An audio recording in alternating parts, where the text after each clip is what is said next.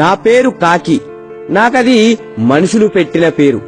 అస్థిపంజరం ఇది నేను మనుషులకు పెట్టిన పేరు. ఎందుకో ఈ కథ చివరిలో మీకే అర్థమవుతుంది. నాకు 4 పిల్లలు. అందులో 2 నా పక్క చెట్టు మీద ఉండే కోయిలవి. కోయిలకు గుడ్డు పెట్టడం మాత్రమే తెలుసు, పిల్లలుగా మార్చడం తెలీదు. కానీ మాకు గుడ్లు పెట్టడం, వాటిని పొదిగేయడం, బిడ్డలుగా మార్చడం మాత్రమే కాదు, వేరే తల్లి బిడ్డల్ని మా బిడ్డలుగా కంటికి రెప్పలా కాపాడడం కూడా తెలుసు. ఆ రోజు ఆదివారం, జోరున వాన, బంగాళాఖాతంలో వాయుగుండమంట. ఎవరో 2 చెట్టు కింద మాట్లాడుకుంటుంటే విన్నాను. పిల్లలేమో ఆకలి అంటున్నాయి. కర్మ కాకపోతే ఈ రోజే చెత్తకుండిలో డ్రైనేజ్ లో ఏమీ దొరకని పరిస్థితి. ఒక పక్క పిల్లల్ని చూస్తుంటే కడుపు తరుక్కుపోతుంది. మనసుకు దెబ్బ తగిలితే ఓర్చుకోలేని శక్తి మన శరీరానికి ఉండొచ్చేమో గాని మనం ప్రేమించే వాళ్ళకి దెబ్బ తగిలితే ఓర్చుకునే శక్తి మన మనసుకు ఉండదు కదా. అందుకే వాటి కోసం ఏమైనా తేవడానికి గాల్లోకి ఎగిరాను. ఎదురుగాలికి ఎగరలేక రెక్కలు అలసిపోతున్నాయి. ఆకలి కేకలేస్తున్న పిల్లల పరిస్థితి ఏంటి అనే ఆలోచనలు పెరిగిపోతున్నాయి. వాన చినుకులు విసిరినరాళ్లలా శరీరానికి తూట్లు పెడుతున్నాయి. కాసేపు అలసట తీర్చుకుందామని ఒక ఇంటి ముందున్న మామిడి చెట్టు మీద వాలాను. సరిగ్గా సమయం మధ్యాహ్నం 12:45. నా అదృష్టం కొద్దీ అప్పుడే ఆ ఇంట్లో భోజనానికి కూర్చున్నారు. వాళ్ళు తినేదాకా ఉంటే కనీసం 4 మెతుకులైనా చేతులు కడిగేసిన కంచాల్లో దొరక్కపోవా అని నా ఆశ. ముందు పచ్చడి, తర్వాత కూర, ఆ తర్వాత సాంబారు, చివరిగా పెరుగు. ఇది వాళ్ళ మెను. మొత్తం 4. ఒకతను మాత్రం ముసలివాడు, ఒక 70 ఏళ్ల వరకు ఉంటాయి. పాపం అతని కంచంలో మాత్రం అన్నం, ఎర్రటి రంగులో మామిడి పచ్చడి. అమ్మా, తాతయ్య కూర ఎచ్చుగా అని పెద్దాయన పక్కనున్న చిన్నపిల్లాడు అన్నాడు. వాడలా అనగానే ఆ పిల్లాడికి ఎదురుగా ఉన్న వాళ్ళ అమ్మ, ఏంట్రా వేసేది, నోరు మూసుకొని తిను, తిండి పెట్టడమే ఎక్కువ. దేవుడు కొంతమందిని తీసుకోపోకుండా భూమికి భారంగా ఎందుకు ఉంచుతాడో అర్థం కాదు. కూరలు కావాలంట, కూరలు ఎక్కడి నుంచి వస్తాయి అని అంది కళ్ళు పెద్దవి చేస్తూ. ఆమెనలా చూసి సంబంధం లేని నాకే భయమేసింది. ఇక ఆ పిల్లోడెంత? అక్కడంతా జరుగుతున్నా ఆ పిల్లాడి నాన్న మాత్రం ఏమీ పట్టనట్టు, ఏవే ఇంకొంచెం సాంబారు పోయి అని పోయించుకొని తింటున్నాడు. వాడు అచ్చం బురదలో పడుకునే పందికి ముందు 2 కాళ్లు తీసేసి చేతులు పెడితే ఎలా ఉంటాడో సరిగ్గా అలానే ఉన్నాడు. పాపం వాడి ముఖాన్ని వాడు రోజు అద్దంలో ఎలా చూసుకుంటున్నాడో. పాపం మా పెద్దాయనకు అన్నం కలుపుకోవడానికి కూడా చేతుల్లో బలం లేదు.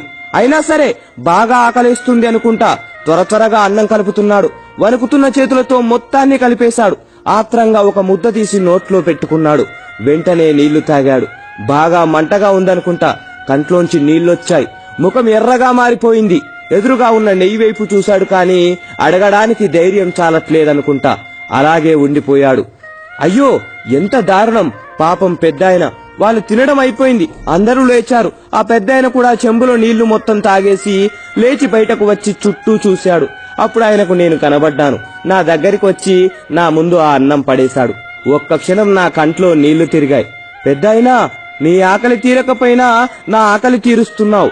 నీ రుణం ఎలాగైనా తీర్చుకుంటా అని మనసులో అనుకొని నేను కొన్ని మెతుకులు తిని కొన్ని మెతుకులు గొంతున బట్టి గూటికి చేరి పిల్లల ఆకలి తీర్చాను.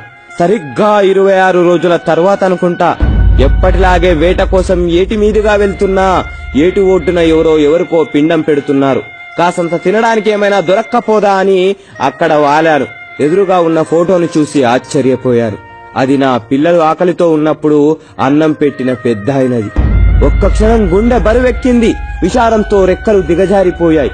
అయ్యా, పిండం పెట్టి కాకుల్ని పిలవండి, మీ నాన్నగారు వాటి రూపంలో వచ్చి తింటారు అని పూజారి గారు చెప్పారు. ఒక పెద్ద కంచాన్ని పెద్దాయన కొడిక్కిస్తూ, ఆ కంచాన్ని చూడగానే నా ఆశ్చర్యం ఆకాశాన్నంటింది. నల్లటి నా ముఖం తెల్లబారిపోయింది. ఎందుకంటే ఆ కంచంలో పంచభక్ష పరమాన్నాలు ఉన్నాయి.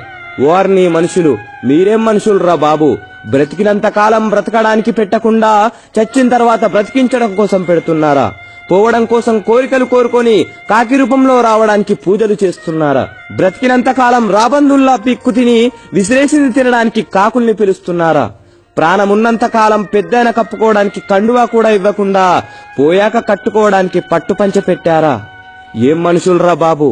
పాపం ముసలాయన్ని బ్రతికినంత కాలం దినదినం గండంగా బ్రతికేలా చేసి ఇప్పుడు ఏమీ తెలియని అమాయకుల్లా ఫోటోకి దండం పెడుతున్నాడు. అసలు వీణ్ణి నా ముక్కుతో పొడిచి చంపాలి. ఎరా ఎదవా, ఇంటి చెట్టు మీద వారితే ఈసడించుకున్న కాకిలో ఈరోజు మీ నాన్నని చూసుకుంటున్నావా? కొంచెం కూడా సిగ్గనిపించడం లేదా? ఎంగిలి మెతుకులు వేయడం కూడా అనవసరం అనుకున్న కాకి పరమాన్నం తినడానికి కావలసి వచ్చిందా? అలా మనసులో వాణ్ణి తిడుతున్నప్పుడు నా ఆవేశం కట్టలు తెంచుకుంది. వెంటనే గాల్లోకి ఎగిరాను. చుట్టూ ఉన్న నా కాకుల స్నేహితుల దగ్గరికి వెళ్లి జరిగిందంతా చెప్పి ఆ పిండాన్ని ఎవరూ తినొద్దని చెప్పాను. అందరూ సరే అన్నారు. గంట 2 గంటలు అలా గంటలు గడుస్తూనే ఉన్నాయి. పిండం తినడానికి ఒక్క కాకి కూడా రావట్లేదు. చుట్టూ ఉన్న జనాల్లో అనుమానం మొదలైంది.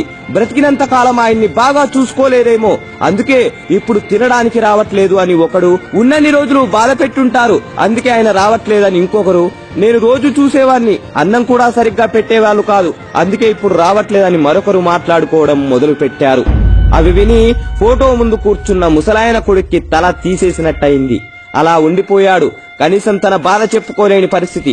పరువు పోయినట్టు, ఏదో కోల్పోయినట్టు, బ్రతికున్నా చచ్చిపోయినట్టు అనిపిస్తుంది అతనికి. నా బిడ్డల ఆకలి తీర్చినందుకు ఆ పెద్దాయన రుణం ఇలా తీర్చుకున్నాను. ఈ రోజు ఒక మంచి పని చేశా అనిపించి గర్వంగా గాల్లోకి ఎగిరాను. మనిషి, వింటున్నావా? నీకే చెప్పేది. సెంటు పీలిస్తే మంచి వాసన వస్తుందని, తాగితే బలం వస్తుందనుకోవడం అమాయకత్వం. అలాగే డబ్బు అవసరం తీర్చే వస్తువులనిచ్చిందని, ప్రేమించే మనుషుల్ని కూడా ఇస్తుందనుకోవడం మూర్ఖత్వం. అయినా ప్రేమ ఇవ్వడానికి మనకు లేనప్పుడు ప్రేమను తీసుకోవడానికి హక్కెలా పొందుతావు? ఒక మనిషి గొప్పతనాన్ని అతను చేసిన పనులను బట్టో మంచిని బట్టో కాకుండా అతనుకున్న డబ్బును బట్టి నిర్ణయించే సమాజంలో బతుకుతున్నావు మనిషి. త్వరగా బయటపడు. చివరి మాట, కొన్ని కాకులు శరీరం నలుపవచ్చు కానీ మనసు మాత్రం తెలుపు.